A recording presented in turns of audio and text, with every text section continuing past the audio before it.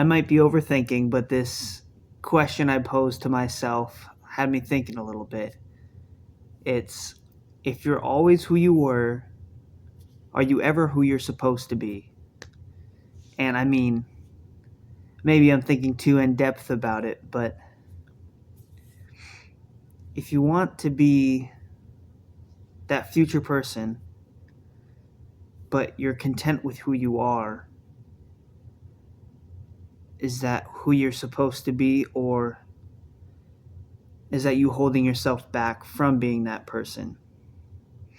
But if you live your life in such a way that you do feel like you are that person, have you always been that person? Or does that mean there's nowhere to grow anymore, to grow into a better you, because you already are that better you? It's one of those like, oh, I got really high and now I'm thinking crazy kind of thoughts. That's what it feels like. But I don't know if there's a future where you can't get better or you don't want to get better. Because I know some people, they are content with their lives themselves. They don't feel the need to have to improve because they have enough. And that's awesome. Don't you always want that? Doesn't everyone want to feel like they have enough? And some people may feel starved at the same place where other people will feel overjoyed and way more than content. But is it a drive that you have or that you lack to make you feel like you need to be that person? But again, I think I'm just making myself think too hard when I'm like, what really is that person? Is that person is that thought you have in your head of, I need more, I need more, I need more. I think I've gotten stuck in that pattern too often, because trying to be the best at something or the best you can be at something, it can overtake your life. It can make you feel as if nothing else matters, or your entire self-worth is reliant on how you perform in this aspect or this territory. For me, it's rock climbing. So I used to judge my self-worth off of how I performed in rock climbing.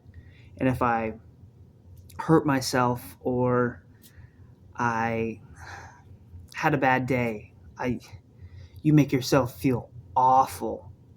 Just absolutely miserable because I didn't do it I thought I was capable of. I didn't do what I knew I can do. But if you extrapolate and you go back to hell, where where's that happiness? I can't overanalyze and forget about who I am. I struggled with that for a long time. I had no sense of self. My self was rock climbing. I was rock climbing. I wasn't me. Even though rock climbing makes me me, I can't be rock climbing without me, if that makes any sense at all.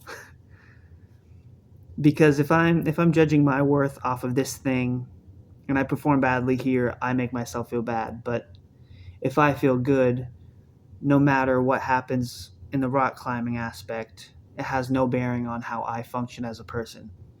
I'm going to remain happy. I'm going to keep smiling, no matter if I'm doing bad over here or better, because it's going to fluctuate. There's going to be peaks, there's going to be valleys, it's going to be up and down all the time.